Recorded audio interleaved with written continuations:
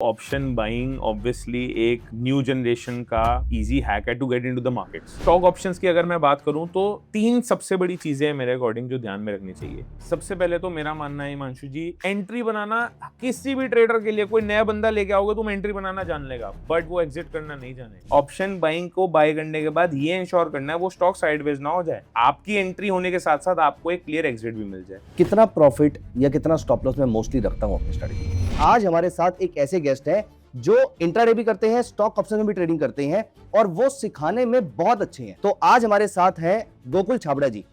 My grandfather was from Pakistan and he had one of the 5 biggest jewelry shops in Pakistan. तो अब जो हम नए India में आ चुके थे और हमारी अब दुकानें सब वहाँ पे थी, तो कहीं ना कहीं ये रूट्स को लेके जब मैं इंडस्ट्री में उतरा, मुझे ऐसा लगा कि स्टॉक ऑप्शंस में क्या है, आपको वैरायटी देखने को मिलती है। There are approximately 220 plus stocks that are trading in the market जिनके ऑप्शंस अवेलेबल हैं। क्या मैं किसी भी ऑप्शन में ट्रेड कर सकता हूं या उनके लिए कोई स्क्रीनर अवेलेबल होता है? अगर स्क्रीनर है तो फिर हम स्ट्रेटजी पे चलेंगे और उसको स्क्रीन भी करेंगे। मैं अपना स्कैनर एक बार आपको दिखाना चाहता हूँ। मेरा सेव्ड स्कैनर है FNO बूमर्स, और आप अपना स्कैनर कैसे बना सकते हैं वो मैं आपको दिखाता हूँ।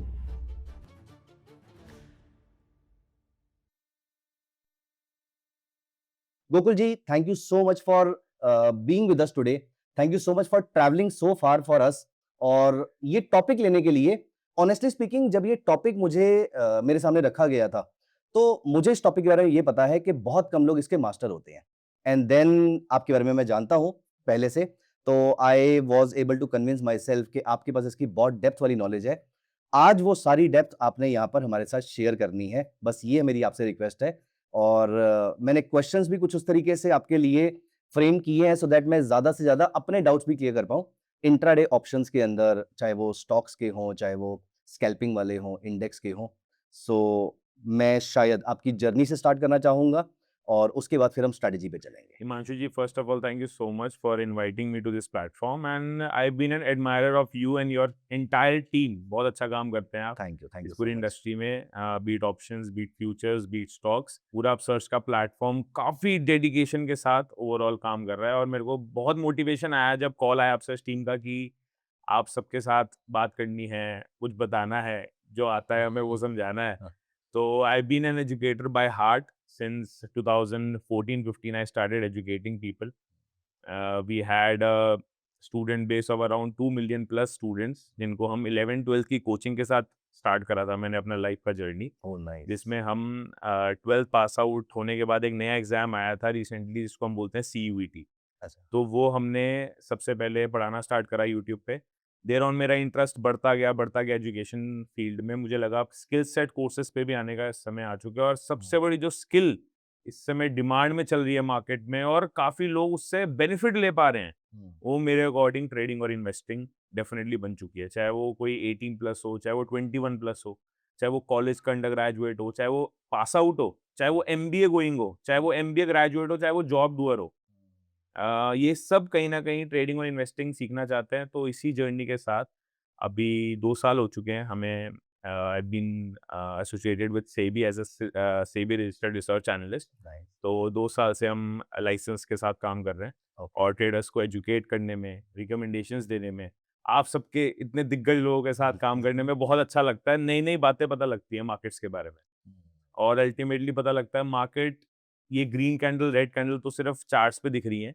रियलिटी में they are buyers and sellers, they are human beings. तो उनका जो मार्केट नीश जानने की, ये जो मार्केट स्ट्रक्चर जानने की जो हमारी प्रयास है, वो बहुत इंस्पायर करती है मार्केट में रुकने के लिए। ग्रीन कैंडल, रेड कैंडल तो सिर्फ पहले 10-15 डेज के लिए दिखती है, बट मुझे ऐसा लगता है ये ह्यूमन बीइंग्स है, उनकी साइकोलॉजी है, साइकोलॉजी दिखती है उसके बाद। उसकी साइकोलॉजी है जो हमें चार्ट्स पे दिख रही है, और उसको राइट, डिकोड करने में बहुत मजा आता है। Right, right, right. तो उसी मोटिवेशन के साथ मैं कुछ ट्राई करूंगा अपने व्यूअर्स को यहाँ पे हम कुछ फ्रूटफुल दे पाएँ। तो आपने 11th क्लास के बच्चों से पढ़ाना स्टार्ट करने से लेकर आप मेरे ख्याल से अब तो 60 साल और 70 साल के लोगों को भी आप पढ़ाते होंगे, राइट? पूरी कोशिश रहती है। ओके, तो हमारा लुक्स के अलावा बहुत सारी चीज़ें और भी मैच करती हैं।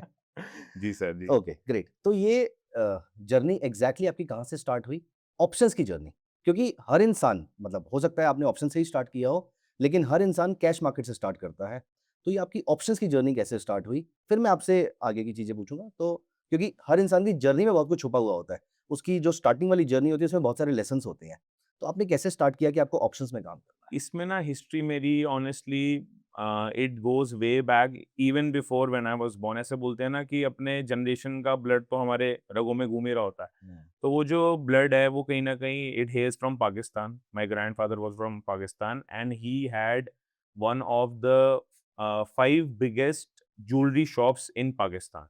अच्छा। So after partition we had to come to India. तो अब जो हम नए इंडिया में आ चुके थे और हमारी अब दुकानें सब वहाँ पे थी, तो हम तो कहीं न कहीं जो हमारे रूट्स थे वो कहीं न कहीं ज्वेलरी से रिलेटेड है।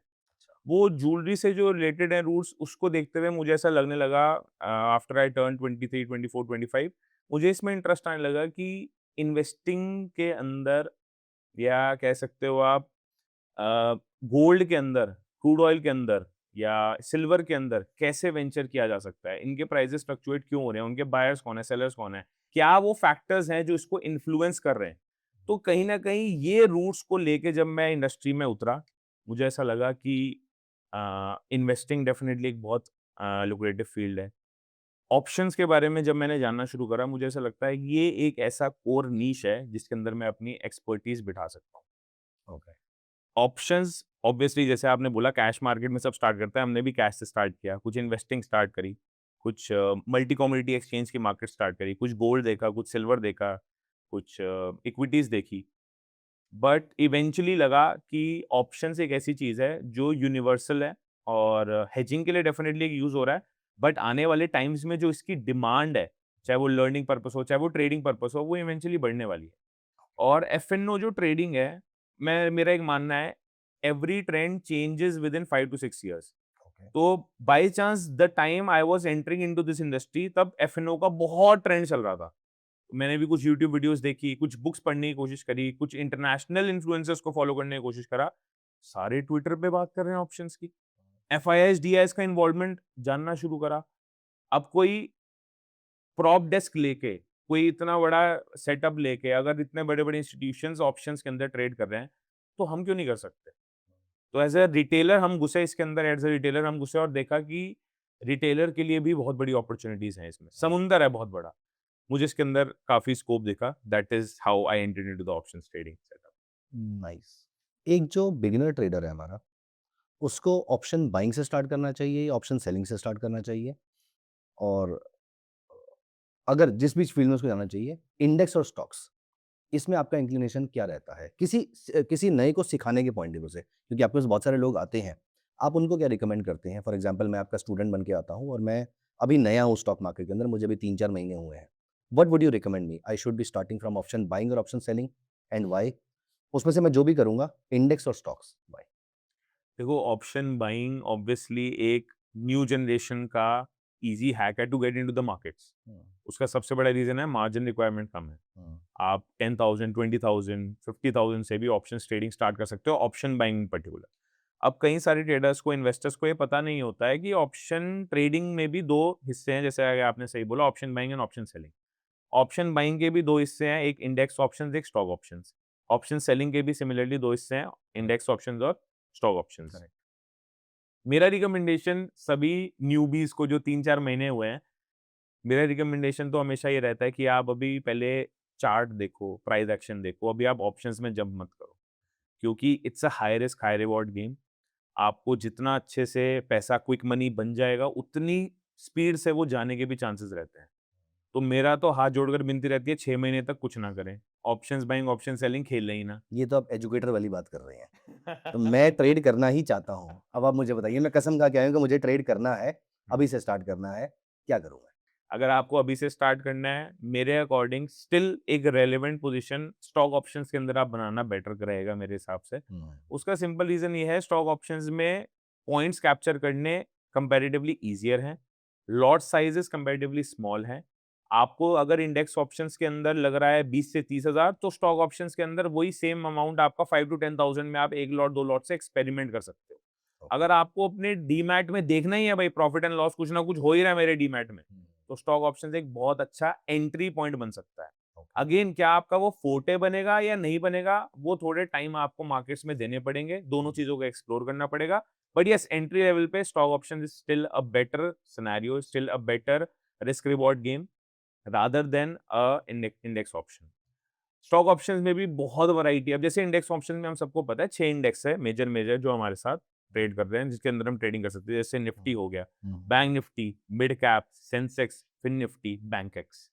अभी मंथली एक्सपायरी भी होती हैं, वीकली एक्सपायरीज होती है निफ्टी और सेंसेक्स की। मंथली एक्सपायरीज होती है रेस्ट ऑफ द 4 इंडेक्स की, that is bank Nifty, mid cap Nifty, fin Nifty और bankex. But stock options में क्या है, आपको वैरायटी देखने को मिलती है। There are approximately 220 plus stocks that are trading in the markets जिनके ऑप्शंस अवेलेबल हैं। राइट। एग्जाम्पल के तौर पे अडानी पोर्ट्स, एग्जाम्पल के तौर पे रिलायंस, अडानी पोर्ट्स हो गया, रिलायंस हो गया, बैंक ऑफ बड़ौदा हो गया, पीएनबी हो गया। कई सारे स्टॉक्स, एचडीएफसी बैंक का आपको कॉल पुट ऑप्शन मिल जाता है, हीरो मोटोकॉर्प का मिल जाता है, अल्ट्राटेक सीमेंट का मिल जाता है। इतने सारे वैरायटी में ना क्या होता है, वो फंस के नहीं रह जाता कि अगर मार्केट मान लो इंडेक्स की मार्केट साइडवेज है, तो मुझे वो स्टॉक्स में कहीं ना कहीं अपॉर्चुनिटीज देखने को मिल जाएगी। एक और मिथ है जो मैं यहाँ पे बस्ट करना चाहता हूँ। नॉर्मली हम सोचते हैं इंडेक्स मतलब निफ्टी 50 है, दैट कंप्राइजेज ऑफ 50 स्टॉक्स, और वो 50 स्टॉक्स में ही कुछ उथल पुथल होगी तो वो निफ्टी को इम्पैक्ट करेगा। मेरे हिसाब से ये थ्योरी कहीं ना कहीं इनकम्प्लीट है। ये एक टाइम पे चलती थी, चलती होगी, अच्छी बात है, बट आपको भी पता है ट्रेंड के हिसाब से अपडेट्स आ रहे हैं, टेक्नोलॉजी अपग्रेड कर रही है, मार्केट भी अपग्रेड करती है, अपने आप को अपडेट करती है। मेरे हिसाब से निफ्टी 50 एक अपने आप में एक पर्सनालिटी है। बैंक निफ्टी अपने आप में एक पर्सनालिटी है। बैंक निफ्टी के अंदर भले ही वो 7 से 8 बैंकिंग के टॉप बैंकिंग के शेयर्स होंगे, बट वो एक अपनी पर्सनालिटी है। ओके। कभी-कभी ऐसा हो रहा होता है, एचडीएफसी बैंक जो कि major, HDFC Bank, ICICI Bank जो कि मेजर स्टेक रखते हैं to create an index like bank Nifty, कभी-कभी ये दोनों साइडवेज होते हैं और बैंक निफ्टी भाग रहा होता है। कभी-कभी बैंक निफ्टी नीचे जा रहा होता है और ये स्टेबल होते हैं या ये अप ट्रेंड में होते हैं। तो हमेशा इनका टैंडेम लेके चलना, कॉन्फ्लुएंस लेके चलना मेरे हिसाब से सही नहीं है। तो ये एक और रीज़न है स्टॉक ऑप्शंस में ट्रेड करने का कि इंडेक्स भले ही कुछ बोल रहा हो, स्टॉक्स अपनी-अपनी लैंग्वेज बोलते हैं और अपना अलग प्राइस एक्शन रखते हैं। गूगल जी स्ट्रेटजी पे चले एक बारी। या परफेक्ट। स्टॉक ऑप्शंस की स्ट्रैटेजी के बारे में डिस्कस करने से पहले मैं आपको एक बार छोटा-सा ग्लिम्प्स दे देता हूँ। जहाँ से मैंने, मान लो अभी स्कैनएक्स से मैंने स्टॉक्स उठाए, एफएनओ के स्टॉक्स। उन्हीं स्टॉक्स का मैंने एक वॉच लिस्ट बना लिया अपने ट्रेडिंग व्यू के ऊपर। ओके। ये बहुत आसान है। मैं एक एक्सेल का शीट दूँगा जिसको आप ड्रैग एंड ड्रॉप करके ट्रेडिंग व्यू पे डाल सकते हो। वेरी सिंपल टू यूज़ है। वो आपको डिस्क्रिप्शन में मिल जाएगी। एफएनओ के stocks. Sir before we proceed, आप एक बार, क्योंकि आई एम वेरी श्योर हमारे कुछ व्यूअर्स तो ऐसे होंगे जिनको ये काम नहीं आता होगा, आप एक बार ये भी दिखा सकते हैं प्लीज? हाँ, क्योंकि डेफिनिटली। क्योंकि जो स्टॉक्स वहाँ पर 20 मेरे सामने आएंगे, अगर मेरे को यहाँ पर टाइप करना पड़ेगा उनको या वॉच लिस्ट में ऐड करना पड़ेगा, तो it can be time taking. That's a very interesting thing that you have just told. या बहुत अच्छा सवाल है। मैं आपको एक बार पूरा बता देता हूँ। एक तो डिस्क्रिप्शन बॉक्स में आपको लिंक मिल जाएगा। टीएक्सटी फाइल होती है बहुत सिंपल सी। यहाँ पे मैं क्या कर रहा हूँ, अपलोड लिस्ट पे क्लिक कर रहा हूँ। क्रिएट नहीं करनी, आप बहुत कंफ्यूज हो जाओगे। क्रिएट नहीं करनी, ये सेम टेक्स्ट डॉक्यूमेंट का फॉर्मेट आपको डिस्क्रिप्शन में मिल जाएगा। ठीक है। बस यहाँ पे जाके आपको अपलोड करना है। अब जैसे ही आप अपलोड करोगे, अब आप देखो मेरे पास ये है वो लेटेस्ट एफएनओ स्टॉक की लिस्ट जो मैंने अभी-अभी अपलोड करी है। यहाँ पे जब हम जाएँगे ना, तो यहाँ पे आप परसेंटेज चेंज के डॉक्यूमेंट में, अब देखो ये 2 स्टॉक्स किसी कारण से कुछ रेगुलेशन आया होगा तो हट गए हैं। तो यहाँ से मैं इनको हटा भी सकता हूँ, डिलीट भी कर सकता हूँ। ठीक है। बाकी ये आपके पास वो सारे स्टॉक्स आ चुके हैं जो एफएनओ में ट्रेड कर रहे हैं, और आप परसेंटेज चेंज के साथ ये अब देखो यहाँ फ़िल्टर जो हमने स्कैनर बनाया था उसको हम यहाँ ट्रेडिंग पे व्यू आप में इस तरह से भी यूज़ कर सॉर्ट कर सकते हैं, सकते हैं। करेक्ट, सॉर्ट कर करेक्ट। सकते हैं। Perfect, perfect. चेंज कितना हो रहा है, अच्छा लास्ट एलटीपी कितना है, एलटीपी के अकॉर्डिंग भी कर सकते हैं। जो मैं आपको बता रहा था, लॉट साइज़ कम होना चाहिए, ज़्यादा होना चाहिए, शेयर का वैल्यू बहुत इंपॉर्टेंट मैटर करता है इसमें। बस सिर्फ हम इसमें जिस फॉर्मेट में वो शीट हमारी डाउनलोड हुई थी, वो एक्सेल हो सकती है, हम उसको टीएक्सटी फॉर्मेट में कन्वर्ट कर लेंगे before uploading this. Absolutely. Perfect, perfect. अब मेरे वो पास तो पूरी की वो तो पूरी आजकल चैट जीपीटी कर ही देगा हमारा कुछ। आई एम श्योर कर देगा आराम से। तो अब जैसे हमारे पास पूरी की पूरी लिस्ट आ गई, अब मैं स्ट्रैटेजी पे थोड़ा-सा डिस्कस करने चाह रहा श्योर। हूँ। मैं सबसे पहले तो बहुत ज़्यादा, अब अगेन ट्रेंडिंग स्टॉक्स के थ्रू थोड़ा बताऊँगा, सबसे पहले क्लैरिटी आ जाएगी, फिर हम कुछ साइडवेज स्टॉक्स भी लेंगे डेफिनिटली, नो डाउट इसके अंदर। तो एक छोटी-सी स्ट्रैटेजी अगर मैं आपको बताऊँ यहाँ पे, अडानी के शेयर्स बहुत ट्रेड करते हैं। अडानी एक ऐसा चीज़ बन गया है ना जिसमें सब ट्रेड करना चाहते हैं एटलीस्ट इंट्राडे पे।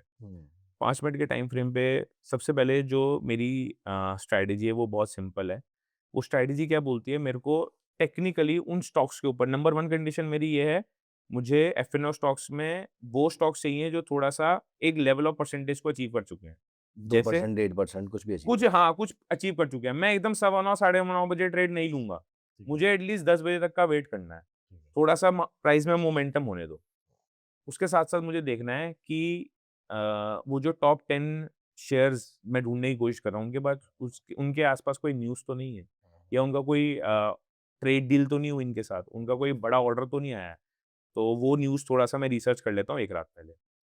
मैं आपको आगे मूव ऑन करने से पहले ये भी बता देता हूँ, मैं रात को 8 बजे थोड़ा-सा ग्लोबल मार्केट्स, यूएस मार्केट क्या कर रहा है, मार्केट के चांसेस क्या, gap up, gap down, give Nifty देख के सोता हूँ, so that we are prepared कि कल शॉर्ट अपॉर्च्युनिटी ढूँढनी चाहिए, लॉन्ग ढूँढनी चाहिए, स्टॉक्स में मुझे काम करना भी है या नहीं करना, इंडेक्स में तो नहीं शिफ्ट हो जाना। तो इसके लिए ये एक छोटा-सा मैं बैकग्राउंड चेक दे देता हूँ कि मैं एक रात पहले ये करके सोता हूँ। तो इसमें आप डाउ जोन्स देख लिया, फुट्सी देख लिया और गोल्ड, सिल्वर, डॉलर इंडेक्स ये सारी चीज़ आपने देख ली। म ब्रॉडर एक आइडिया ले लिया उसका या उसका भी आप टेक्निकल एनालिसिस करते हैं? नहीं, नहीं, एक ब्रॉडर एक आइडिया है। आइडिया ले लिया। जैसे ये चार्ट्स पे नंबर दिख रहे हैं ना आपको, भाई हुँ, क्या चल रहा है? हुँ। वैसे ही अगर आप ब्रॉडर मार्केट क्या चल ब्रॉडर रहा है मार्केट क्या इंटरनेशनल चल रहा ओके, है वो यहाँ पे ओके। आपको देखने को मिल जाएगा। इंडियन क्रिप्टो में जाएँगे ना वो तो आप, हम सारे ट्रेडर बिना यू फ़ोकस किए भी देख कर ही सोते हैं। यूएस एंड ग्लोबल है। डाउ हाँ, जोन्स क्या कर रहा है भाई, नेगेटिव में है, नैस्डैक, एस&पी नेगेटिव में है।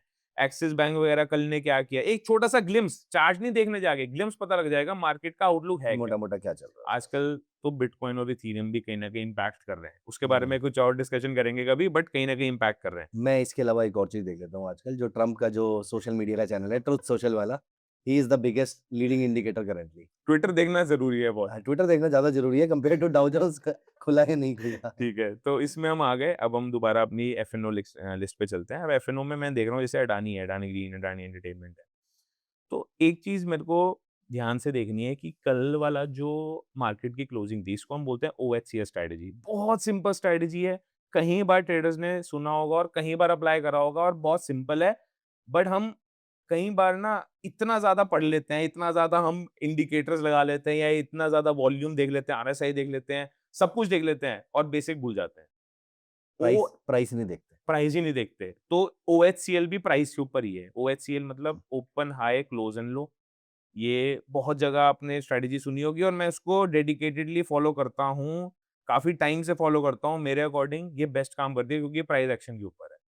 मैं अपना होमवर्क 1 दिन पहले करके आ गया हूँ। अब मैं ओएचसीएल देखूँगा। मुझे सबसे पहले वो स्टॉक चाहिए जो साइडवेज़, मतलब साइडवेज़ ओपन हो। साइडवेज़ मतलब कोई gap up, gap down significant नहीं होना चाहिए उसके अंदर। Okay. What is the definition of significant? Significant का मतलब ये है, मान लो 200 2200 पे लेट्स से चला गया। अगर मान लो 2-3% ऊपर खुला है, 4% डाउन खुला है, तो वो जो परसेंटेज इंक्रीज़ है, ओवरनाइट नहीं होना चाहिए। ठीक है, फ्लैटिश ओपनिंग हो, आधा परसेंट ऊपर-नीचे हो तो चल चलेगा। जाएगा, फ्लैटिश ओपनिंग होनी ज़रूरी है। इसको फ्लैट एक बार लिख देता हूँ मैं, फ्लैटिश ओपनिंग होनी इसमें ज़रूरी है। फ्लैट ओपन होना चाहिए। सेकंड, मैं ये देखता हूँ प्रीवियस ट्रेंड क्या चल रहा है। प्रीवियस ट्रेंड बुलिश है या बेयरिश है? प्रीवियस ट्रेंड का यहाँ पे मतलब अब कुछ ट्रेडर्स इसको फिबोनाची के थ्रू 1 वीक का भी लेके चल लेते हैं। मैं 1 वीक की भी बात नहीं कर रहा हूँ, मैं 2-3 दिन, 4 दिन की बात कर रहा हूँ। ट्रेडिंग डेज़ जो है हमारे 2-3 दिन, 4 दिन, इसका मतलब ये है, अगर मैं थोड़ा-सा पीछे जाऊँगा 15 मिनट के टाइम फ्रेम पे, 25 मिनट के टाइम फ्रेम पे, तो कहीं न कहीं ओएससीएस स्ट्रैटेजी में एक प्रीवियस ट्रेंड पता लग रहा है। ऑब्वियसली 9th फ़ेब के अकॉर्डिंग अगर मैं देखूँ तो ये मेरे को कहीं न कहीं सेल ऑन राइज़ मार्केट दिख रही है, अभी दिख रही है। ये हुँ, वही सेल ऑन राइज़ मार्केट है। फिर कुछ ट्रेडर्स इसमें ये ट्रेंड लाइन भी बना देते हैं, ये ट्रेंड लाइन बनानी कंपैरेटिवली बहुत आसान है। हुँ। कुछ ट्रेडर्स इसमें यहाँ से भी एक ट्रेंड लाइन बना देते हैं। कोई बात नहीं है, आपको जो मन करे ना वो आप ट्रेंड लाइन बनाओ, बट एक ट्रेंड डिसाइड करना ज़रूरी है। अगेन इसमें ऑप्शन बाइंग में आप कॉल बाय करो, पुट बाय करो, उससे मैटर नहीं करता। आपको ऑप्शन बाइंग को बाय करने के बाद ये इंश्योर करना है वो स्टॉक साइडवेज ना हो जाए। आपकी एंट्री होने के साथ-साथ आपको एक क्लियर एग्जिट भी मिल जाए। मैं प्रीवियस ट्रेंड यहाँ पे देखने वाला हूँ। मैं ये देखने वाला हूँ अब प्रीवियस ट्रेंड का जब वो फॉलो कर रहा है, क्या वो प्रीवियस ट्रेंड को फॉलो करने के साथ-साथ ओएचसीएल क्या कर रहा है? मतलब ओपन से रिजेक्शन ले रहा है या हाई से रिजेक्शन ले रहा है? ओपन और हाई जो होते हैं वो मेजॉरिटी केसेस में एक रेजिस्टेंस की तरह एक्ट करते हैं। Okay, open high works as resistance. Similarly जो लो और क्लोज होते हैं, जो लो और क्लोजिंग होते हैं, वो मेजॉरिटी केसेस में, प्रीवियस डे की बात हो रही है यहाँ पे, मेजॉरिटी केसेस में they act as support. This is my observation. 1 second मेरा यहाँ पर एक क्वेश्चन है। यू मीन टू से कि कल का ओपन और कल का हाई रेजिस्टेंस का रोल प्ले करेंगे? मतलब मेरी मार्केट क्या इसका मतलब ये है कि मेरी मार्केट कल हाई के आसपास आएगी, कल वाले हाई के आसपास आएगी या कल वाले ओपन के आसपास आएगी? तो मैं यहाँ पर रिजेक्शन ढूंढना शुरू करूंगा, अगर मिलती है तो ट्रेड लेना शुरू करूंगा, this is what you mean to से?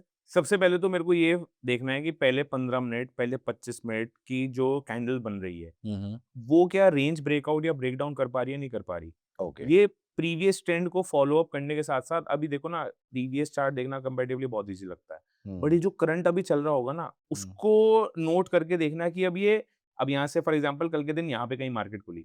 अब यहाँ पे ये है फॉर एग्ज़ाम्पल क्लोज़ है ये। अब यहाँ से सपोर्ट लेके मार्केट इसको भी टैप करने जा सकता है 3.5% राइट। और इसको ब्रेक डाउन करने के बाद नेक्स्ट सपोर्ट ज़ोन जो 21,000 पे अभी दिख रहा है, व्हिच इज़ अप्रॉक्सिमेटली 2-3 हफ्ते से पहले का 2-3 हफ्ते पुराना ये सपोर्ट है, यहाँ तक भी जा सकता है। तो प्रीवियस ट्रेंड जो है ना, उसको नोट करना ज़रूरी है और मार्केट फर्स्ट कैंडल के बाद क्या करने की ट्राई कर रहा है। मेरे हिसाब से एक ना मार्केट में नया ट्रैप सेटअप क्रिएट हो चुका है, चाहे वो स्टॉक्स हो, चाहे वो इंडेक्स हो। जो फर्स्ट कैंडल होती है ना, उसका जब भी मार्केट या तो हाई तोड़ रहा है, साइडवेज मार्केट, फ्लैटिश ओपनिंग की मैं बात कर रहा हूँ, फ्लैट मार्केट ओपन करा, अब उसका मार्केट ने लेट्स से 15 मिनट के टाइम फ्रेम में मैंने फ्लैट ओपन देख लिया, अब उसका मार्केट ने हाई ब्रेक कर दिया। तो बहुत हाई चांसेस हैं, विदाउट वॉल्यूम अगर मार्केट इसको ब्रेकआउट कर रहा है, तो कहीं न कहीं ये एक ट्रैप कैंडल का फॉर्मेशन है। मार्केट ने प्रीवियस डे के अंदर डेफिनिटली यहाँ पे एक अच्छा खासा सेल ऑफ दिखाया, सेल ऑफ दिखाने के बाद पहले 15 मिनट की कैंडल बनाई और बहुत अच्छी बुलिश कैंडल बना दी। हैमर बना दिया। हैमर बना दी और ये डे का हाई भी ब्रेक कर गया। बट ये ट्रेंड फॉलो अप नहीं है। ट्रेंड फॉलो अप नहीं है और प्रीवियस डे अगर आप 26 फेब की देखो, जो हमारा प्रीवियस डे का हम टेक्निकली देखें, तो वहां तक तो मार्केट पहुंचा नहीं, उससे पहले रिवर्स कर गया।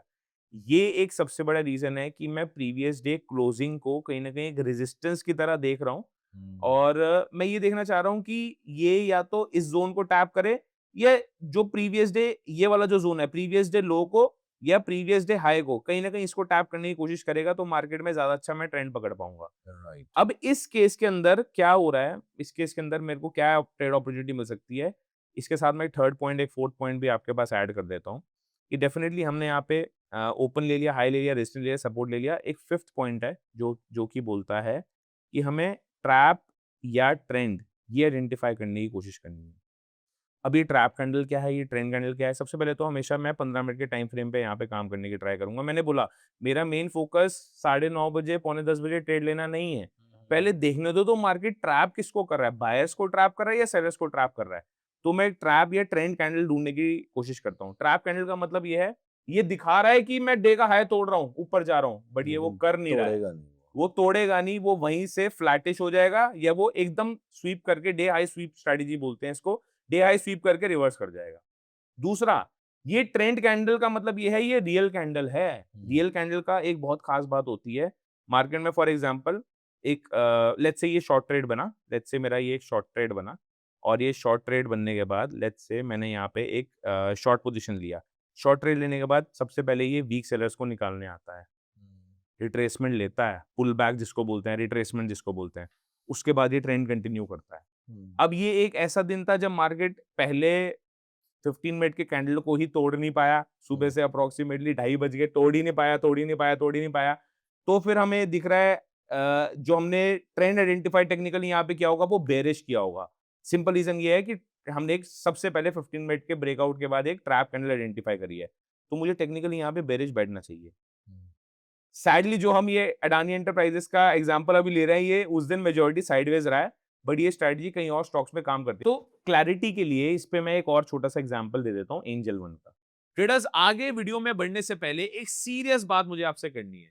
सेबी का ऑफिशियल डेटा बोलता है 93% of the option traders are in losses. अब इसका सबसे बड़ा कारण, सबसे बड़ा रीजन ये है कि ऑप्शन बायर को यही नहीं पता ट्रेड लेनी कहां है। जब भी नॉर्मली कोई बिगिनर ट्रेडर मार्केट में उतरता है तो उसको सिर्फ 3 चीजें बताई जाती है, Nifty, bank Nifty, Sensex. But मैं आपको बता रहा हूं, इसके अलग भी बहुत बड़ी दुनिया है, उसको बोलते हैं स्टॉक ऑप्शंस। एक डेडिकेटेड इंट्राडे इंडेक्स और इंट्राडे स्टॉक ऑप्शंस का कोर्स मैंने डेवलप करा है अपसर्च के प्लेटफॉर्म पे, जिसमें मैंने अपना सीक्रेट इनवाइट ओनली इंडिकेटर भी दिया है, जो डायरेक्टली आप ट्रेडिंग व्यू के चार्ट्स पे लगा के ये देख सकते हो कहां एंट्री एसएल टारगेट बन कहां रहा है। इतने सारे अपॉर्चुनिटीज मार्केट में अवेलेबल है, हमें पता ही नहीं। तो इन डेप्थ स्ट्रेटजी मैंने शेयर करी है उस कोर्स के अंदर। अगर आप भी इंटरेस्टेड हैं तो लिंक मैंने डिस्क्रिप्शन में ऑलरेडी डाल दिया है, आप जाके चेकआउट कर सकते हैं।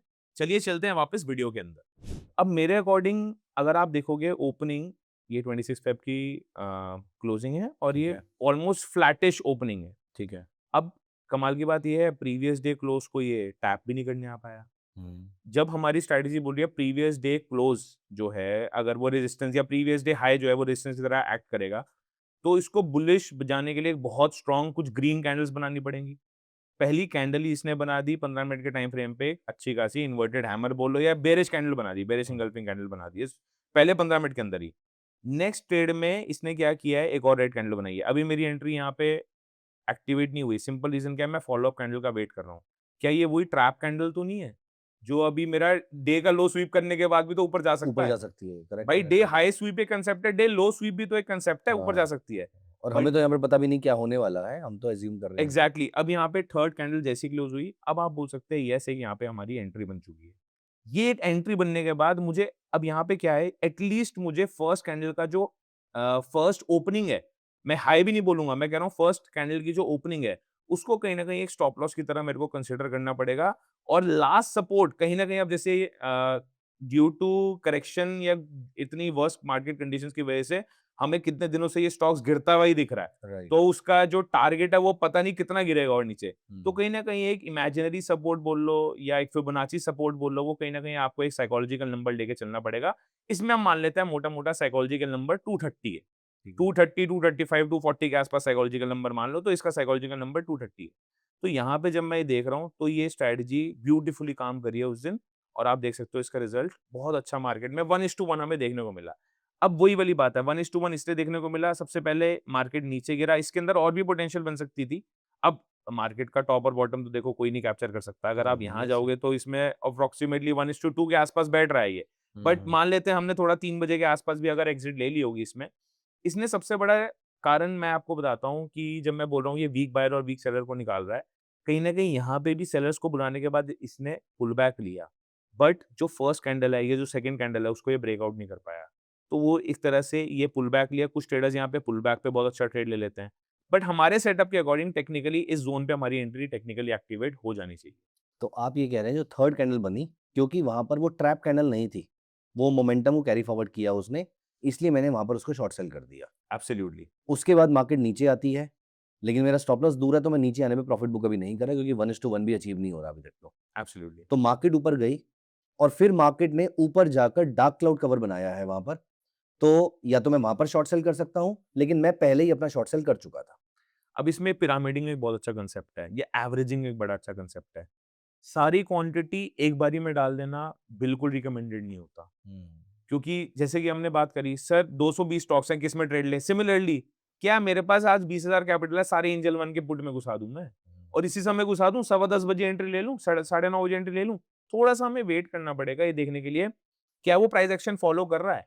तो पिरामिडिंग क्या बोलता है? कुछ पैसा आपने मान लो 2 लॉट यहाँ डाले, 2 लॉट यहाँ डाले और 2 लॉट यहाँ डाले। पिरामिड कैसे होता है? ऐसे होता है। पिरामिड ऐसे नहीं होता। अच्छा एवरेजिंग आउट और पिरामिडिंग में भी बहुत डिफरेंस होता है।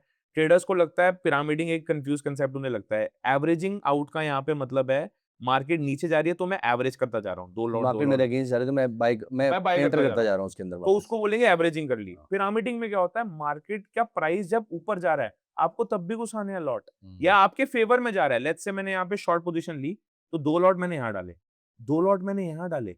अब मेरे को यार घबराहट होगी यार मेरे तो 2 लॉट यहाँ 2 लॉट यहाँ, मेरा एवरेज बाइंग मान लो इस ज़ोन पे बन के आ गया। राइट। अब जब ये ऊपर जा रही है, बॉस आपको यहाँ भी 2 लॉट डालने हैं। जब आपके अब 6 लॉट हो गए तो आपका कुल मिला के एवरेज प्राइस कुछ यहाँ बन के आएगा। फिर आप देखोगे कि बहुत अच्छा मैसिव रिस्क रिवॉर्ड का रेशियो आपको देखने को इसमें मिल सकता है। तो एवरेजिंग भी करें, पिरामिडिंग भी करें, दोनों चीज़ों को साथ में करें हम यहाँ पर। एब्सोल्युटली। इसमें एक मेरा क्वेश्चन है, सो फॉर एग्ज़ाम्पल मेरा एवरेज कॉस्ट 238 आया, या फिर मेरा जो पहला ट्रेड था वो 238 रुपीज़ का था। और मान लेते हैं आपने बोला कि राउंड नंबर 230 वाला जो है मेरा साइकोलॉजिकल नंबर का टारगेट है। मैं कौन-सा पुट खरीदूँ यहाँ पर? इन the money, eight the money, out of the money and क्यों? सी इसमें हिमांशु जी मेरा तो रिकमेंडेशन पर्सनली रहता है कि हम इन द मनी पुट के अंदर जाएँ या इन द मनी कॉल के अंदर जो भी आपका व्यू है जाएँ। उसका सिंपल रीज़न इतना है, एक्सपायरी कभी भी हो, हमें इन द मनी और एट द मनी रह के स्टॉक ऑप्शन में एटलीस्ट कॉस्ट भी सही लगेगी, मार्जिन भी बहुत ज़्यादा नहीं लगेगा और हम सेफ रहेंगे, थीटा डी के कम होगा। ट्रेड जैसे कि आपने बोला ट्रेडर्स कभी-कभी ऐसी गलती सोच सकते हैं, जब हमारा टारगेट ही 230 का है, तो मैं 230 की पुट उठा लेता हूँ ना। जब मेरा टारगेट ही 230 का साइकोलॉजिकल नंबर है, तो मैं उसकी पुट उठा लेता हूँ। सर ये 230 का टारगेट तब है जब ये 230 पहुँच चुका है। बैक टेस्टिंग में ये चीज़ बहुत अच्छी लगती है। बट जब आप इसको फॉरवर्ड टेस्ट करने जाओगे, तो आप you will end up realising आप इन द मनी या एट द मनी में ज़्यादा अपने आप को सेफ फील कर रहे हो। उसके अंदर थीटा ज़्यादा है। उसके अंदर ऑप्शंस के अंदर मेल्टिंग कम हो रही है। आपको कभी-कभी ऐसा भी होता है मंथली एक्सपायरी है, आप इन द मनी ऑप्शन लेके बैठे हुए हो, स्टॉक भी मूव कर रहा है और आपका ऑप्शन इंक्रीज़ ही नहीं कर रहा। ऐसा क्यों? क्योंकि सर एक्सपायरी बिल्कुल सर पे खड़ी हुई है। ओके। इसको बोलते हैं time to expiry, TTE. Time to expiry जितना दूर होगा, उतना ऑप्शंस नॉर्मल बिहेव करेगा। और जिस दिन एक्सपायरी वाले दिन होगी, इसलिए हम बोलते हैं फॉर एग्जांपल कोई एक्सपायरी है 24th फरवरी की, तो हम और आप एक्सपायरी वाले दिन ही ट्रेड कर रहे हो या 23rd फरवरी को ट्रेड कर रहे हो, we recommend switch to the next month expiry. क्योंकि जितना प्रॉफिट आपको डेल्टा की वजह से हो रहा होगा, उतना लॉस आपको थीटा प्रोवाइड कर देगा वहाँ पर। तो थीटा आपका सारा प्रॉफिट लेकर चला जाएगा। स्पेशली टाइम टू एक्सपायरी जब बहुत कम है, जब 0 डीटी रह जाएगा जब हमारा। 0 डीटी रह गया है या 1 डीटी रह गया, अब हाँ। डे टू एक्सपायरी ही जब रह गया 1 डे, वो हमने देखा स्टॉक से मूव करना बंद कर देते हैं। तो हुँ। स्टॉक ऑप्शंस की स्ट्रेटजी तो आप कितनी सीख लो, एक बात कंफर्म्ड है, रिस्क रिवॉर्ड का पूरा गेम है। मैं इसको सम अप कर देता हूँ एक बार, रिस्क रिवॉर्ड का पूरा गेम है। आप जब भी कोई आप जब भी कभी स्टॉक ऑप्शंस में ट्रेड करना आप जब भी कभी स्टॉक ऑप्शंस में ट्रेड करने की ट्राई करें, तो ये इंश्योर करें जब भी उसकी एक्सपायरी आने वाली है, मार्च की मान लो एक्सपायरी 27 मार्च है, एक प्रोबेबल नंबर ले रहा हूँ, मंथली एक्सपायरी होती है इनकी, तो उससे 2-3 दिन 4 दिन पहले आप शिफ्ट कर जाइए नेक्स्ट मंथ की एक्सपायरी में, लिक्विडिटी मिल जाएगी? आराम से मिल जाएगी। ओके, बहुत सारे ट्रेडर्स करते हैं, सेम स्ट्रेटजी फॉलो करते हैं, ऑप्शन सेलर ये स्ट्रेटजी फॉलो करते हैं।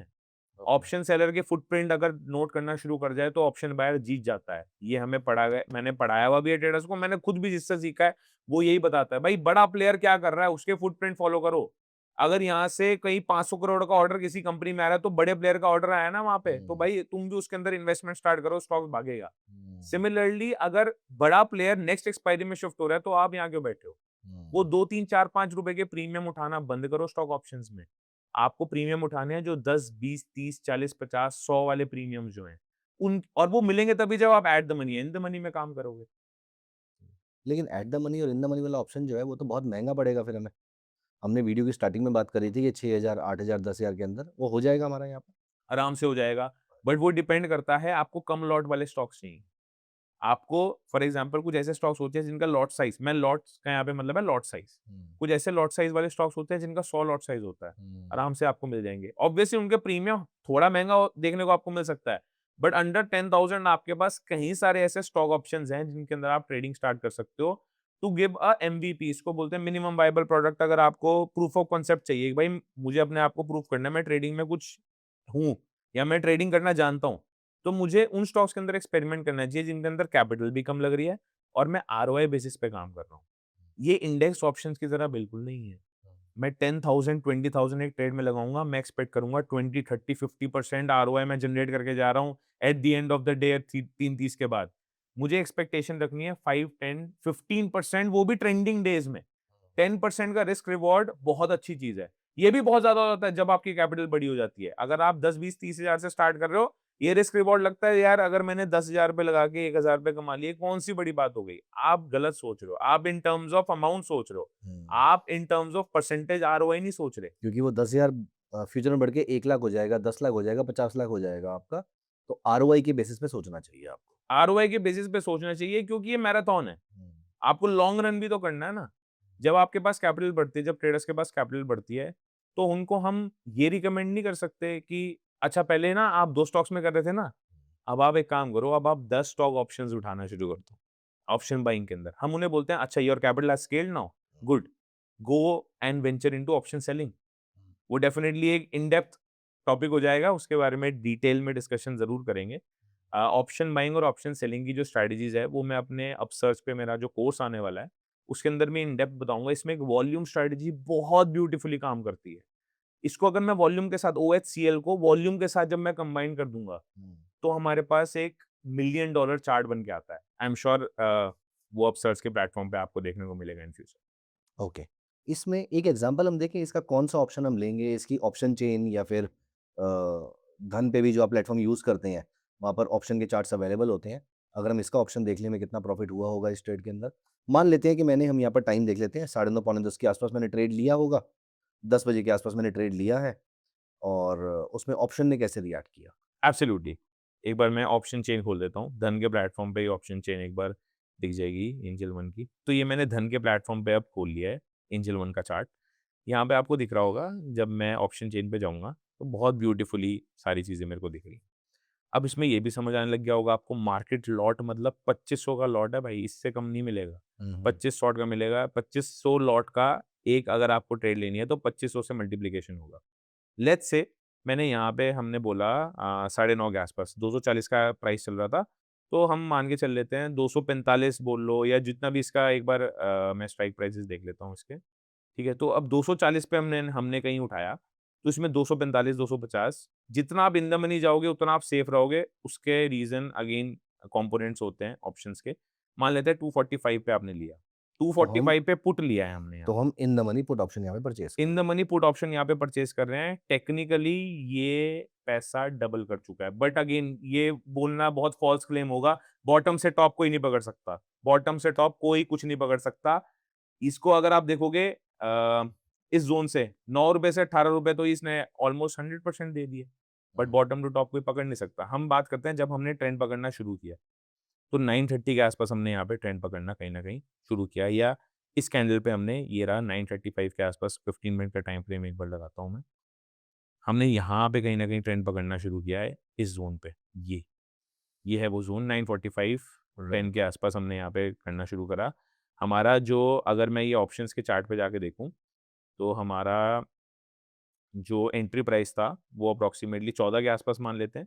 हुँ, प्रॉफिट लेवल देखते हैं कितना मिलेगा, बट प्रॉफिट लेवल मेरा हिसाब से यहाँ पे अब ये जो स्टॉप लॉस लेवल है वो आइडेंटिफाई करना ज़रूरी है। हुँ, अभी मैं इसको एडजस्ट करता हूँ।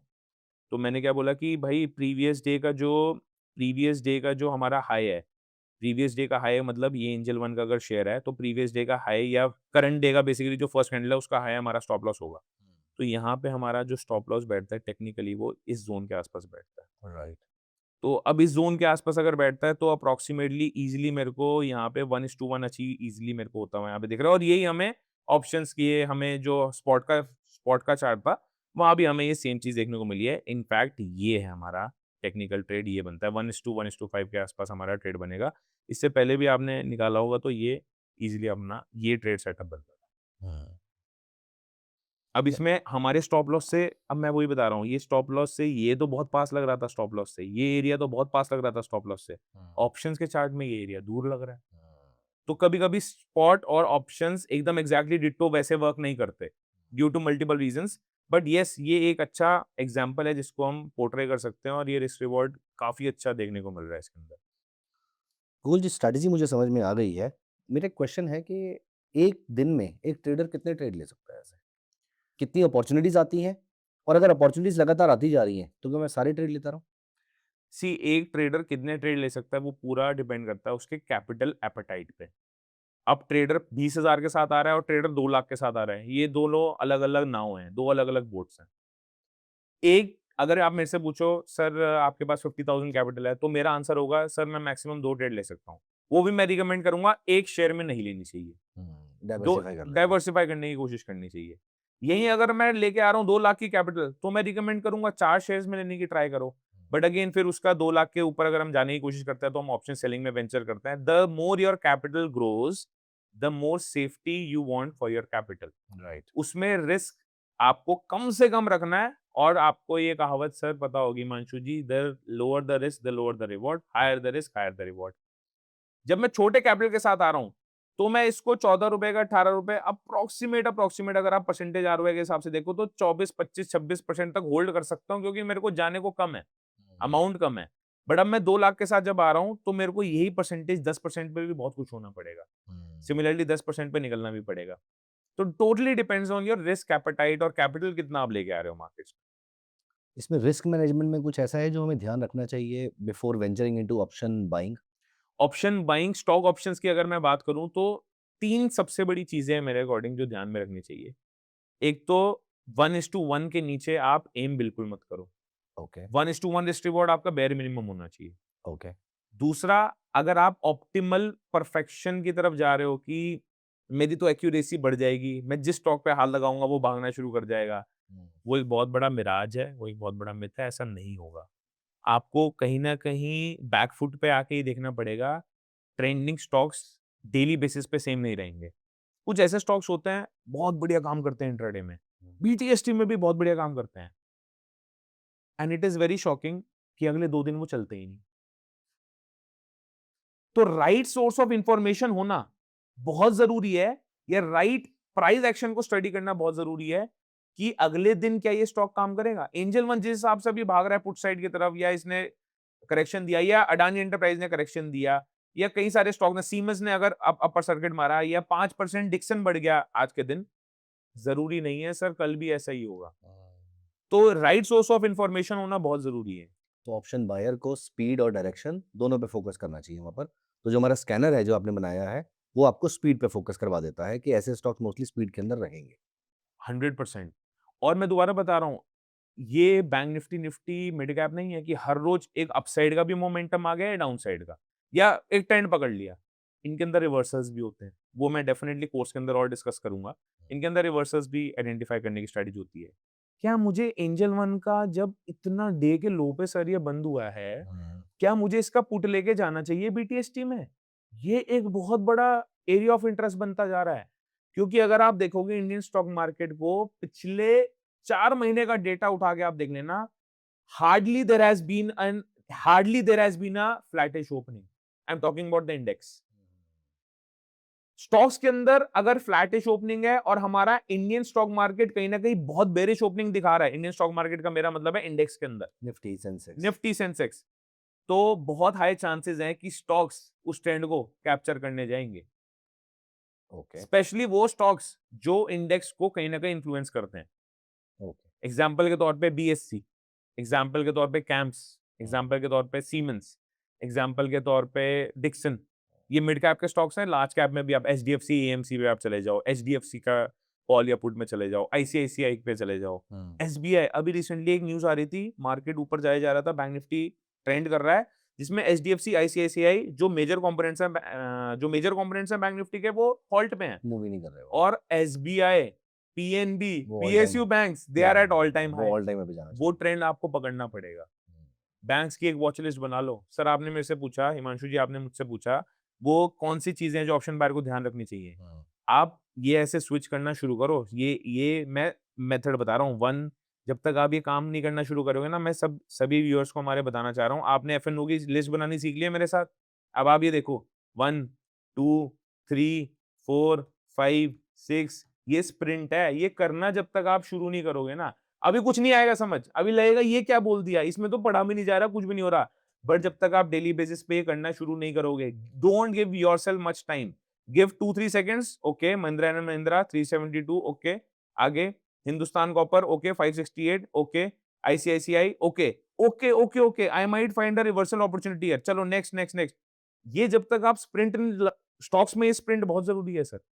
जब तक आप स्प्रिंट नहीं लगाओगे, तब तक आपको मजा ही नहीं आएगा स्टॉक्स पढ़ने में। और फिर धीरे-धीरे आपको स्टॉक की चाल याद होनी शुरू हो जाएगी। जैसे आपको आईसीसी अभी दिखा, तो आप आईसीसी को वॉच लिस्ट में ऊपर ले जाओगे या फिर आपको याद रहेगा और इसमें ट्रेड मिला या नहीं मिला, आपको 1-2 दिन के अंदर दोबारा याद आएगा उसमें उसमें रिवर्सल आ रहा था। तो उसको एक बार दोबारा से चेक कर लेते हैं। तो धीरे-धीरे स्टॉक की वो मेमोरी हमारे माइंड में आनी शुरू हो जाती है। स्टॉक चलने से पहले सर बताना शुरू कर देता है मैं चलने वाला हूँ। गिरने से पहले बताना शुरू कर देता है मैं गिरने वाला हूँ। अगर आपने उसको इंडेक्स के साथ जोड़ना शुरू कर दिया, एक इंडेक्स टैंडम थ्योरी है, बहुत ब्यूटीफुल थ्योरी है, जो मैं अपसर्स पे पढ़ाने वाला हूँ कोर्स में। इंडेक्स टैंडम थ्योरी इतनी ब्यूटीफुल थ्योरी है, अगर मैं उसको स्टार्ट कर दूँ ना स्टॉक्स के साथ पढ़ाना, हमें डाइवर्जेंस भी दिखना शुरू हो जाएगा, कॉन्फ्लुएंस भी दिखना शुरू हो जाएगा। हुँ। साथ में क्या चीजें काम चल रही हैं, ऑपोजिट डायरेक्शन में क्या काम चल रही है। एक कहावत है, एमसीएक्स ऊपर जाएगा तो इंडियन स्टॉक मार्केट नीचे जाएगा। ये बात कुछ लोग मानते भी हैं, कुछ लोग नहीं भी मानते। अभी हमने देखा सब ऑल टाइम हाई पे थे, हुँ। बट अब एक ऐसा जोन आ गया है, कुछ वॉर की सिचुएशन हो रही होंगी, कुछ ट्रेड डील्स की सिचुएशन। अब एक ऐसी सिचुएशन आई, एमसीएक्स ऊपर जा रहा है, कंटिन्यू जाता जा रहा है, and the Indian stock market has started correcting. तो इसको बोलते हैं divergence. By M6 you mean to say sorry gold silver, gold silver by M6 I mean to say commodities market, क्योंकि वो स्टॉक का प्राइस भी हो सकता है M6 का। हाँ हाँ, सॉरी वो नहीं। कमोडिटीज मार्केट की मैं बात कर रहा हूँ यहाँ पे, गोल्ड सिल्वर क्रूड और नेचुरल गैस ये ऊपर जा रहे हैं, तो इंडियन मार्केट टेक्निकली ये होता है ना कि भाई इन्वेस्टर का पैसा एक ही बास्केट में तो रहेगा, वो डाइवर्सिफाई करता रहता है। तो सिमिलरली इंडेक्स, यहाँ पे मेरा मतलब है इंडेक्स का bank Nifty, Nifty, Sensex, mid cap, उसके पैरेलल में स्टॉक्स, इन दोनों के चार्ट्स में भी कॉन्फ्लुएंस मतलब टैंडम मतलब साथ में चलता हुआ और डाइवर्जेंस ऑपोजिट चलते हुए आपको दिख जाएंगे, बट वो एक दिन में नहीं आएगा, वो आपको ये स्प्रिंट लगानी पड़ेगी, ये जो स्ट्रेटेजी है इसमें अप्लाई करना पड़ेगा, तब आपको रियलाइज होगा हाँ यार ये काम कर रही है। ये स्ट्रेटजी जो कंपनी से रिजल्ट्स आ रहे होते हैं उस समय भी काम करती है? आप उस समय भी इसको यूज करते हैं, नहीं करते? करता हूँ सर, और न्यूज़ का बहुत बड़ा इम्पैक्ट है स्टॉक्स के ऊपर। मैं तो मैं जैसे बताया ये स्क्रीनर पे जाके मैं न्यूज़ को बहुत एक्सप्लोर करता हूँ। देखो 24 घंटे तो न्यूज़ एक्सप्लोर नहीं की जा सकती, वो सिर्फ एक डोपामिन रश की तरह आपका काम करेगा। प्राइस एक्शन के साथ लिंक करना शुरू करो।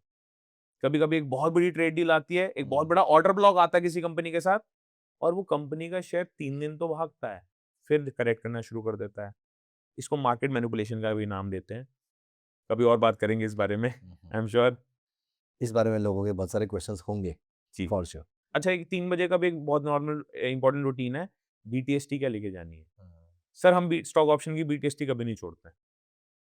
कभी नहीं छोड़ते? कभी नहीं छोड़ते। यू स्टॉक मीन टू से ऑप्शन की यू भी ऑलवेज कैरी अ BTST और STBT पोजीशन? हाँ, एसटीबीटी या बीटीएसटी पोजीशन एक स्टॉक ऑप्शन की लेके जानी ही जानी है। और मेजरली वो लेके जानी है जो 3 बजे के बाद, कुछ ऐसे बहुत चुनिंदा स्टॉक्स हैं जो 3 बजे के बाद चलना शुरू होते हैं और उनकी लिस्ट सेम नहीं रहती, वो हर 2 दिन 3 दिन में उनका ट्रेंड चेंज होता रहता है। ओके। इसको मैं बीटीएसटी स्ट्रैटेजी बोलता हूँ। डिटेल में कभी डिस्कशन करेंगे इसके बारे में। मैं बीटीएसटी ज़रूर लेके जाता हूँ और वो बीटीएसटी यू वोंट बिलीव हमें टारगेट 1 टारगेट 2 कभी-कभी 3:30 के पहले ही देना शुरू कर देती है। जैसे हमने मॉर्निंग मोमेंटम स्टॉक्स की बात करी, वैसे बीटीएसटी हॉट स्टॉक्स भी होते हैं जो 3 बजे के बाद भागना स्टार्ट करते हैं। और वही स्टॉक्स उसी ट्रेंड में अगले दिन गैप अप ओपनिंग या गैप डाउन ओपनिंग जो भी हमने पोजीशन ली है, मान लो मैंने कॉल की पोजीशन ली है या मैंने कॉल की पोजीशन ली है, तो अगले दिन बहुत हाई चांसेस हैं वो फ्लैट टू गैप अप ही ओपन होंगे या ट्रेंड कंटिन्यू करेंगे अपना। तो ये मेरा पूरा का पूरा। आपने बीच में एक बात बताई कि there are so many stocks, there are more than 220 stocks. तो मैं आपसे ये जानना चाहूंगा, you must be having some way to screen out all these stocks. I say approximately 15 16 17 साल पहले के आसपास मैं ऑप्शंस में जब ट्रेड कर रहा था, तो वो ऑप्शन सेलिंग की बात है, और मैं 2-3 बार ऐसा हुआ लगातार 2-3 महीने के लिए I was making good amount of money in option selling their, और कंसिस्टेंट मनी मेरी बन रही थी। लेकिन 2 से 3 महीने लगातार ऐसा हुआ कि मेरे ऑप्शन स्टक हो गए, एज़ इन लिक्विडिटी ड्राई हो गई, और वो बिल्कुल छोटी कंपनी के ऑप्शंस नहीं थे। क्या मैं किसी भी ऑप्शन में ट्रेड कर सकता हूँ या उनके लिए कोई स्क्रीनर अवेलेबल होता है? अगर स्क्रीनर है तो फिर हम स्ट्रैटेजी पे चलेंगे और उसको स्क्रीन भी करेंगे। पहले जी। मैं आपका आंसर जानना चाहूँगा। तो मैं आपको बताता हूँ, thank you so much for posing this question, और ये बहुत सारे बिगिनर ट्रेडर्स का सवाल रहता है। 220 स्टॉक्स हैं, सब में ट्रेड करना है, कितनी कैपिटल होनी चाहिए, मिनिमम कैपिटल क्या है, वो कैसे फाइंड करें, वो टॉप हाई वॉल्यूम स्टॉक्स कौन से हैं। क्योंकि जिसमें तुम ट्रेड करते हो वो जब तक नहीं चल रहा, बाकी सब लोग जब तक चल बाकी सारे स्टॉक जब तक चल रहे हैं, मुझे लगेगा मैं इसमें क्यों नहीं ट्रेड किया था मैंने? प्लीज़। ये एक फोमो क्रिएट करता है, आप सही बोल रहे हो राइट, बिल्कुल। मेरे अकॉर्डिंग डेफिनेटली मार्केट में स्क्रीनर्स हैं, जैसे मैं स्कैनएक्स बहुत यूज़ करता हूँ, ये एक धन का बहुत अच्छा प्लेटफ़ॉर्म है, फ्री ऑफ कॉस्ट है फॉर धन यूज़र्स, तो मैं तो काफ़ी एग्रेसिवली उसको यूज़ करता हूँ to screen the top high volume stocks. इसमें मेरे 2-4 कैटेगरीज़ हम इसमें बाँट देते हैं, जैसे हाई वॉल्यूम स्टॉक्स कौन से हैं, जिनका वेटेज किसी भी इंडेक्स में काफ़ी ज़्यादा होता है। 20% से ज़्यादा, 15% से ज़्यादा? 15% हो गया, 10% हो गया, अब जैसे डिक्सन है, डिक्सन पूरा मिड कैप हिला देता है, मतलब इतनी पावर रखता है वो। अब वो परसेंटेज वाइज़ हम जाएँगे, वो बहुत ज़्यादा टेक्निकल हो जाएगा या बहुत ज़्यादा मैथमेटिकल उसमें डेटा चाहिए, वो इतना वो जाना नहीं है। एक्सपीरियंस से भी आपको पता लग जाता है। एक्सपीरियंस पता लग गया है, डिक्सन बहुत हेवी एक मारुति चलता ही चलता है। हाँ। तो कुछ ऐसे टॉप 10, टॉप 15 स्टॉक्स हैं, हाई वॉल्यूम स्टॉक्स इनको बोलते हैं, जिनके अंदर लिक्विडिटी का प्रॉब्लम रहता ही नहीं है। अब वर्स्ट केस सिनेरियो 100 में से 1 दिन तो देखो कोई नहीं बोल सकता या कभी 100 हो में से 2 सकता दिन है। नहीं बोल नहीं, सकते। I completely agree with but you. ऐसे स्टॉक्स हमें फाइंड आउट करने चाहिए जिसके अंदर वॉल्यूम काफ़ी इंक्रीज़ होके मिले। ऐसे स्टॉक्स हमें फाइंड आउट करने चाहिए जिनका लॉट साइज़ कंपैरेटिवली कम हो। ऐसे भी स्टॉक्स हैं जिनका लॉट साइज़ है 3250। एक लॉट खरीदने जाओगे, मान लो ₹10 का ऑप्शन मिल रहा है तो 32,500 रुपए तो देने ही देने हैं। अच्छा, ऐसे भी लॉट साइज़ वाले मिलेंगे जिसका 100 लॉट साइज़ है। उसमें आपको 2000-3000 में भी ट्रेडिंग हो जाती है। तो सिंपल सी बात है, जिस जिस पर्टिकुलर स्टॉक ऑप्शन के अंदर आपको मार्जिन रिक्वायरमेंट कम मिलेगी देखने को, ऑब्वियसली उसकी वॉल्यूम आपको ज्यादा देखने को मिलेगी। अगेन कोई ऐसा पेनी स्टॉक में लेने की बात नहीं कर रहा हूँ, या न्यू एकदम कोई स्टॉक ऑप्शंस में आया है उसकी हम बात नहीं कर रहे हैं। यहाँ पे हम बात कर रहे हैं दिग्गज कंपनियों की। ब्लू चिप कंपनीज हो सकता है ना हो सारी, बट ब्लू बट चिप से टॉप की 200-250 कंपनीज ही 200 हैं उसके 250 अंदर। कंपनीज में इजीली वॉल्यूम देखने को मिल जाती। अब एक बार स्कैनएक्स पे जाके मैं आपको एक बार एक्सप्लेन कर देता हूँ कि वो क्या टेक्निक या वो कौन सी स्ट्रेटजी है जिससे मैं टॉप 10 टॉप 20 स्टॉक्स ढूंढता हूँ डेली बेसिस पे, जिसमें मुझे ट्रेड करना है। अगेन ट्रेड करने के लिए तो मेरे पास 20 स्टॉक्स आ गए, बट किस में ट्रेड करना चाहिए वो स्ट्रेटजी में बात करें। वो स्ट्रेटजी में बात तो करें। पहले हम स्क्रीनर के बारे में बात करेंगे, फिर स्ट्रेटजी के बारे में बात करेंगे। एब्सोल्युटली परफेक्ट, तो एक बार स्टार्ट करें हम इस चीज। ठीक है। So guys please make sure कि अभी जब गोकुल आपके साथ ये सारी चीज प्रेजेंट कर रहे हैं, आप भी अपने सिस्टम पे सेम सिस्टम अप्लाई कर लीजिए। अगर आप धन के यूजर हैं तो गोकुल जी आप स्कैनएक्स पे इसको शो करेंगे। यस। अगर आप धन के यूजर हैं तो आप स्कैनएक्स ओपन कर लीजिए, अदरवाइज आप जो भी स्कैनर पे सेम पैरामीटर्स यूज कर सकते हैं वो आप उसको ट्राई कर लीजिए। तो हिमांशु जी, हम ये स्क्रीनर पे आ गए हैं। स्कैनएक्स की सबसे बेस्ट बात जो मुझे लगती है पर्सनली, ये फ्री है। मतलब कोई भी इसको जाके यूज कर सकता है। इनफैक्ट बिना लॉगिन भी यूज हो जाता है, मैं आपको बताऊं। बट फिर भी अगर आप धन कनेक्ट कर लोगे ना इससे अपना, उससे फायदा क्या होगा, आप अपने स्क्रीनर सेव कर सकते हो फ्यूचर के लिए। लाइव मार्केट में भी स्क्रीनर चल जाते हैं इसमें। तो यहाँ पे लाइव मार्केट स्कैनर आपको दिख रहा होगा। कई सारे ट्रेडिंग स्क्रीनर्स ऑलरेडी बने हुए हैं, जैसे इंटरडे में कौन सा राइज हो रहा है, फॉल हो रहा है, इंटरडे में कौन सी रिकवरी दिखा रहे हैं।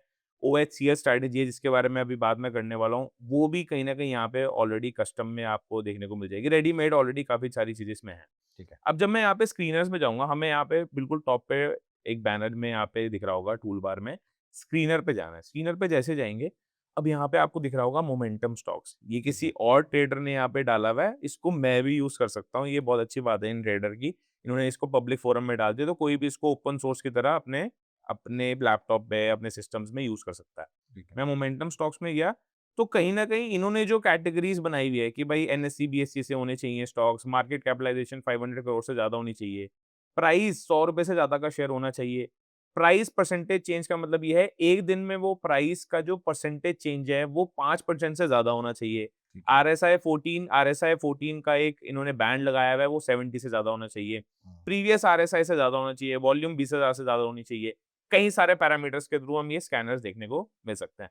मैं अपना स्कैनर एक बार आपको दिखाना चाहता हूँ। मेरा सेफ स्कैनर है एफएनओ बूमर्स, और आप अपना स्कैनर कैसे बना सकते हैं वो मैं आपको दिखाता हूँ। बहुत सिंपल स्ट्रेटेजी है। मैंने क्या करा, एफएनओ स्टॉक्स को फिल्टर कर दिया। जैसे कई सारे ट्रेडर्स का सवाल रहता है, सर इतने सारे स्टॉक्स हैं, हमें कैसे पता लगेगा कि वो स्टॉक ऑप्शंस में या फ्यूचर्स में ट्रेड कर रहा है नहीं कर रहा। तो आपको कुछ नहीं करना। यहाँ पे ये सेम स्कैनर मैं आपको बना के दिखा रहा हूँ। सबसे पहले यहाँ पे मैं क्रिएट स्कैनर पे, सबसे ऊपर आ रहा है क्रिएट स्कैनर पे जाऊंगा। ठीक है। यहाँ पे आप चूज कर सकते हैं एनएससी में आपको ट्रेड करना है, बीएससी में। अभी for the sake of simplicity मैं इसको एनएससी रखता हूँ।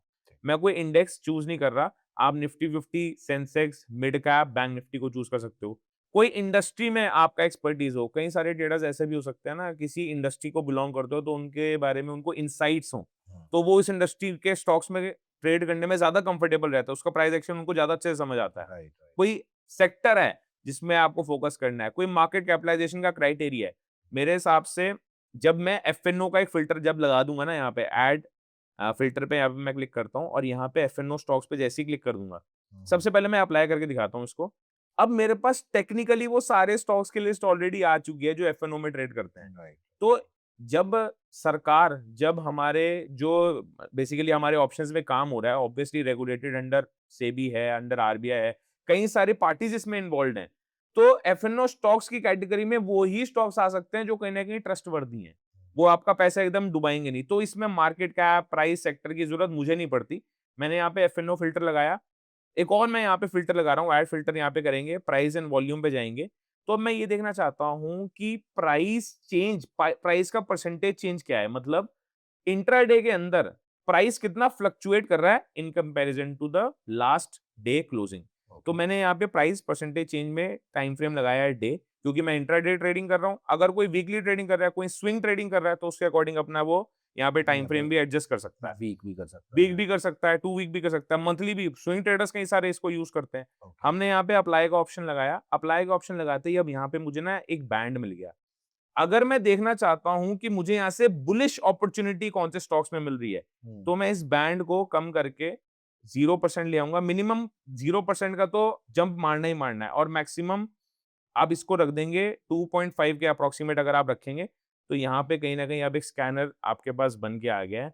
अब ये वो आपके पास स्कैनर बन के आ गया है जिसमें मैक्सिमम 2.5% के आसपास जंप गया है उस स्टॉक में, उस इंट्राडे लेवल पे, और मिनिमम आपके पास 0% भी यहाँ पे दिख रहा होगा। अब ठीक है। कई बार क्या होता है 0% चेंज का मतलब है कुछ हो नहीं रहा, तो यहाँ पे फिगर कर देते हैं मिनिमम होना चाहिए आपके पास लेट्स से 1।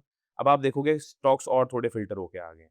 तो ये वो वाले स्टॉक्स हैं जिनमें आज मूव आया है। मूव आया है। अब मैं आपको बताऊं, लास्ट जो हमारी फ्राइडे को मार्केट गई है, लास्ट जो ट्रेडिंग सेशन था, उसमें sir bank Nifty, Nifty, mid cap, across index हमें कहीं ना कहीं शार्प करेक्शन देखने को मिला है। निफ्टी 350 पॉइंट नीचे बंद हुई। बहुत अच्छा पॉइंट आपने उठाया, बहुत बहुत अच्छा गिरा है मार्केट। बट आप एक बात बताओ, सीमेंस का शेयर क्या कर रहा है? सीमेंस का शेयर बोल रहा है ये उठा है। हम्म, तो जरूरी नहीं है कोई इंडेक्स अगर उठ रहा है तभी वो स्टॉक ऑप्शन उठेगा। स्टॉक्स की सबसे खास वैरायटी है ही ये। अभी आपका धन का ही लेआउट इसमें खुल जाता है, तो अब आपको दिख रहा होगा ये ऑलमोस्ट ऑलमोस्ट इसने 2 से 2.5% की जंप बॉटम टू टॉप इसने मारी है। अगर आप डे का शुरुआत देखोगे तो इसने approximate bottom to top up लगा के देखोगे, अप्रोक्सीमेट 4 साढ़े 4 गया है। अब यहाँ पे 4 साढ़े 4% दिखा रहा है और यहाँ पे 2.5 क्यों दिखा रहा है? क्योंकि ये प्रीवियस डे की क्लोजिंग को अकाउंट में लेके चल रहा है। अगर इंट्राडे में बॉटम टू टॉप लगाओगे, इसका शेयर बहुत अच्छा भागा है, तो कहीं ना कहीं सीमेंस में आज काम किया जा सकता था, इरिस्पेक्टिव इंडेक्स आपका कहीं भी चल रहा हो। सिमिलरली अब हम देखना चाहते हैं, नहीं, बहुत सारे ट्रेडर्स ना कंफर्टेबल होते हैं शॉर्ट पोजीशन ढूंढने में। मुझे ऐसा लगता है कहीं ना कहीं, जैसे कॉल और पुट कहना आसान है, बट कहीं ना कहीं एक ट्रेडर हर रोज सुबह 9:15 बजे एक माइंड में बायस लेके आता है कि आज मुझे इसी में काम करना है। इसकी भी एक बहुत, इसको एलिमिनेशन थ्योरी बोलते हैं कि मैं आज कॉल नहीं उठाऊंगा, चाहे मार्केट कितनी ही चढ़ जाए, मैं कॉल नहीं उठाऊंगा, I will look for a short opportunity. तो कुछ ट्रेडर्स का ये रहता है कि हमें शॉर्ट अपॉर्चुनिटीज ढूंढनी है। तो यहाँ पे मैं क्या करूंगा, इसको मैं माइनस की फिगर लगा देता हूँ, लेट्स से 5%, और मैक्सिमम लगा देता हूँ 0, या मैक्सिमम लगा देते हैं -1। अब इसमें देखना आप क्या होगा, इसमें हमारे पास वो स्टॉक्स निकल के आ गए हैं एफएनओ के, जो पिछले ट्रेडिंग सेशन में बेसिकली गिरे हैं। गिरे जिस 1% से 5% तक गिरे। गिरे हैं। तो ये एक बहुत अच्छी स्ट्रैटेजी है उन ट्रेडर्स के लिए जो शॉर्ट पोजीशन ढूँढना चाहते हैं। डेली बेसिस पे आपको कुछ ना कुछ स्टॉक्स मिलेंगे जो ऊपर जा रहे हैं। आधे स्टॉक्स अगर ऊपर जा रहे हैं, आधे स्टॉक्स, आपको मैं एक एग्जांपल दे रहा हूँ, नंबर दे रहा हूँ, ये 50-50% हमेशा नहीं होता। कभी 60% ऊपर जाएँगे, 40 नीचे गिरे होंगे, कभी 70% नीचे जा रहे होंगे, 30% ऊपर होंगे। अभी हम सिर्फ एफएनओ स्टॉक्स की बात कर रहे हैं। तो कैम्स आपको दिख रहा है, कैम्स अब गिरा है। अब कैम्स गिरा है, बीएससी गिरा है, गोदरेज प्रॉपर्टीज गिरा है। इसके अंदर आपको शॉर्ट पोजीशन बहुत ब्यूटीफुल मिल सकती थी। अब कई सारे ट्रेडर्स का एक सवाल रहता है, तो इस तरह से आप कैम्स का चार्ट देख सकते हो। एक शॉर्ट पोजीशन बहुत अच्छा यहाँ पे स्ट्रैटेजी बन रही थी, प्रीवियस डे लो इसने तोड़ा और ये फिर गिरता नीचे आ गया। ठीक है। कई सारे ट्रेडर्स का एक सवाल रहता है यहाँ पे, सर अब तो चला गया स्टॉक, अब आप स्कैनर दिखा रहे हो, अब आप स्क्रीनर दिखा रहे हो, क्योंकि ये वाला जो डेटा है वो तो कल शाम को 3:30 बजे तक का वाला डेटा खत्म है। हो गया। अब मैं कल क्या करूं? What shell I do on Monday, what shell I do tomorrow? मेरा क्वेश्चन इससे थोड़ा-सा मिलता-जुलता ही है कि ये स्क्रीनर मुझे रन कितने बजे करना है सो दैट मुझे ये वाला ट्रेड ढूँढने की शुरुआत करूँ मैं इसके अंदर? बहुत ब्यूटीफुल आपने सवाल पूछा और इसका जवाब इसी प्लेटफॉर्म पे है। तो ये इसलिए मुझे इतना ब्यूटीफुल प्लेटफॉर्म लगता है। ये सेम स्क्रीनर को लेट्स से मैं यहाँ पे सेव कर देता हूँ। स्क्रीनर का नाम दे देते हैं FNO, FNO short trades. Example हमने यहाँ पे एफएनओ शॉर्ट ट्रेड्स के नाम से यहाँ पे एफएनओ शॉर्ट ट्रेड्स के नाम से मैंने इसको नाम दे दिया। सेव स्क्रीनर मैंने किया। यहाँ पे मैं कॉपी करूँगा। अब मैं जाऊँगा होम पे और यहाँ पे ये रहा, स्क्रीनर्स में दोबारा जाएँगे। अब हम जाएँगे दोबारा स्क्रीनर्स में और यहाँ पे आपको दिखेगा माय सेव्ड स्क्रीनर। पहले तो ये समझ गए कि हम जो भी स्क्रीनर बना रहे हैं वो यहाँ पे मैंने डाल दिया है। मैं इसको पब्लिक भी रख सकता हूँ, प्राइवेट भी रख सकता हूँ। अगर चाहते हैं मेरे दोस्त वगैरह भी शेयर करें। भाई इतना बड़ा कुआँ है, सबको कमाने का अपॉर्च्युनिटी मिलना चाहिए, तो कोई और भी इसको जाके यूज़ कर सकता है। आप इसको प्राइवेट भी कर सकते हैं। अब यहाँ पे एक ऑप्शन आपको दिख रहा होगा लाइव मार्केट स्कैनर। जैसे ही आप लाइव मार्केट स्कैनर में जाओगे, वो ही सेम कंडीशन जो हमने अपना स्क्रीनर बनाने में लगाई है, वही सेम कंडीशन आप लाइव मार्केट स्कैनर में बना सकते हो। मतलब लाइव मार्केट में एक स्कैनर आपने बनाया, वो स्कैनर सुबह 9:15 से 3:30 अपने आप चलना शुरू हो जाएगा। जैसे-जैसे आपके पास डेटा आएगा, फॉर एग्जांपल किसी स्टॉक ने एक सर्किट मारा, सर्किट बोलना गलत रहेगा, किसी स्टॉक ने 2% का जंप मार दिया। अब आपको उस स्टॉक पे जाना है, यहाँ पे स्टॉक मान लो आ गया, अभी लाइव मार्केट चल नहीं रही है इसलिए कोई डेटा आपको यहाँ पे दिख नहीं रहा होगा, बट कोई ना कोई लाइव मार्केट में आपको स्कैनर जो भी आप लगाओगे, उसमें आपको यहाँ पे स्टॉक्स आने शुरू हो जाएंगे अपने आप, और उनकी टिक बाय टिक डेटा एलटीपी के अकॉर्डिंग आना यहाँ पे शुरू हो जाएगा। तो टिक बाय टिक जब डेटा यहाँ पे आएगा, उसके चार्ट में मैं जाके देखूंगा, अपना प्राइस एक्शन, अपनी स्ट्रेटजी मैप करूंगा, क्या वो स्ट्रेटजी मेरी यहाँ पे लग रही है, उसके अकॉर्डिंग मैं अच्छा रिस्क रिवॉर्ड 1:2 1:3 के अकॉर्डिंग अपनी एक शॉर्ट ट्रेड या बाय ट्रेड या लॉन्ग ट्रेड में ले सकता हूँ। यू मीन टू से मैं यहाँ पे लाइव मार्केट स्कैनर पे जाऊँ, सुबह 9:15 9:30 बजे के आसपास उसको ओपन कर लूँ, इनमें से जो स्टॉक्स मेरे एफएनओ के अंदर हैं, और वो तो मैं राइट साइड पे जहाँ पे निफ्टी 500 लिखा हुआ है वहाँ पर मैं चेंज कर लूंगा।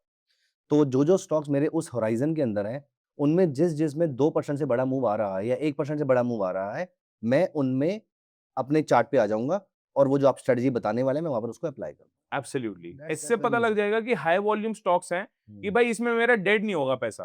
कभी कभी क्या होता है ना, हम कुछ स्टॉक्स में घुसते हैं, मान लो 12 बजे एक स्टॉक में घुसे, अब पता लगा वो 9 से 12 तो मूवमेंट दे चुका है, वो 12 से 3 बिल्कुल शांत रह गया।